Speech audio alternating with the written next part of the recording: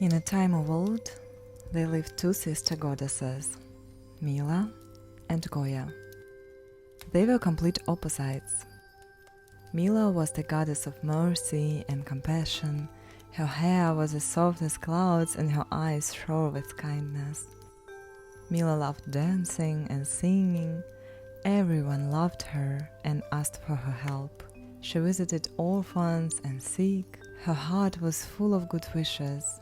She was always ready to help those in need but never sought help for herself. Her sister was Goya, the goddess of ego and selfishness. Her hair was as black as the night and her eyes gleamed coldly with arrogance. Goya only thought of herself and her own interests. She loved to do everything on her own or when others did things for her. She secretly watched them but did not want to share anything of her own. One day, a tragedy befell this land. Hunger and poverty gripped the land and the people suffered. Goya became even more miserly and greedy. She closed her doors and windows to the sight of human eyes, intending to preserve her possessions. She ate delicious pies and savored fresh strawberries with wine in an elegant glass, mocking the suffering of the common people.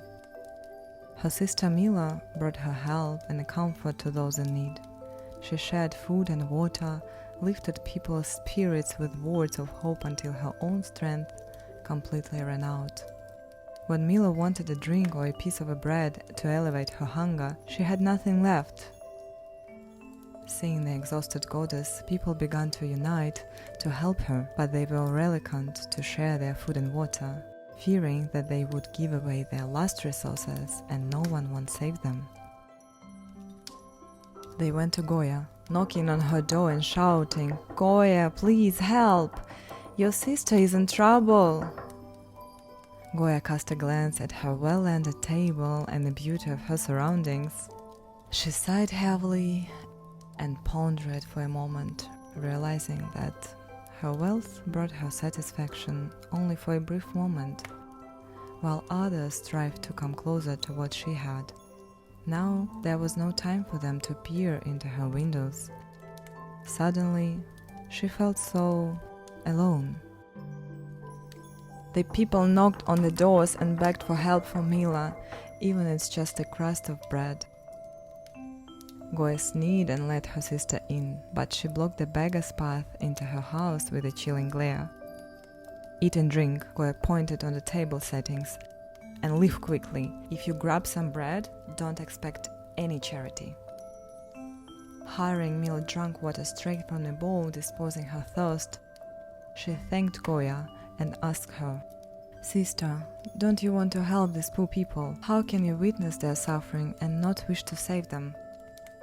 Goya indifferently looked at the pitiful appearance of the frail and tattered Mila and said, "You see, sister, to help others, you must be strong and healthy. This means sometimes paying attention to your own needs to be happy and useful to others. It's important not to let others use you and your kindness.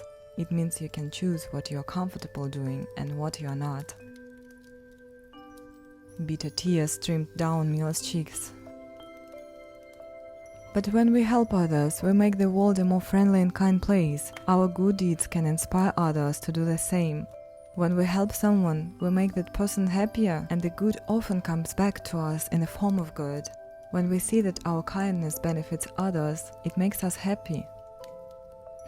"Does it?" Goya smirked. Mila burst into tears and clung to Goya, like a wet kitten to its mother during the storm. Goya grimaced and touched Mila's shoulder with 2 fingers in disgust.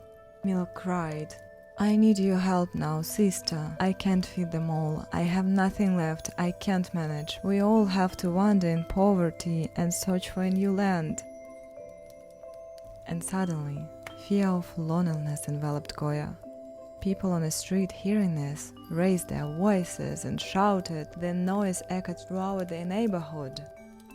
Goya pushed her sister away, feeling fed up with it all. She didn't see nor heard so many voices and faces in 300 years. In a moment, she grabbed a large scarf from a table and spread it so wide that it covered the entire room. Goya wrapped an apple, a bunch of grapes, and some wheat in a scarf, tied a knot, and pushed the bundle into Mila's chest without raising her eyes. "Here, give it to your dependents.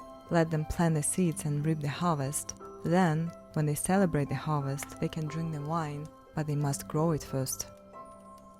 Mila was taken aback.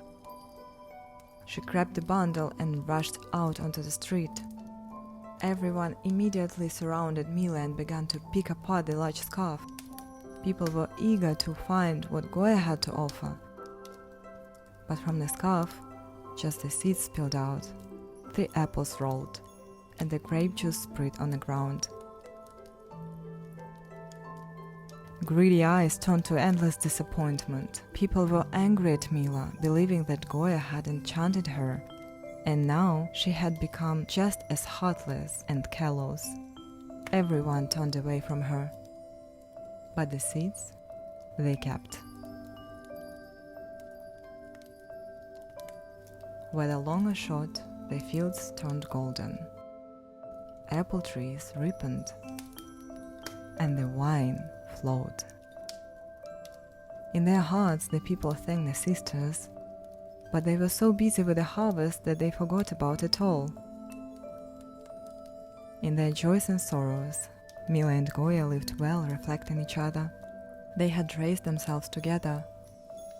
The sisters were no longer asked for help, no one invited them, and also they were no longer goddesses to people, but rather neighbors, with Mila Campanscianato and Goya l'arroganta.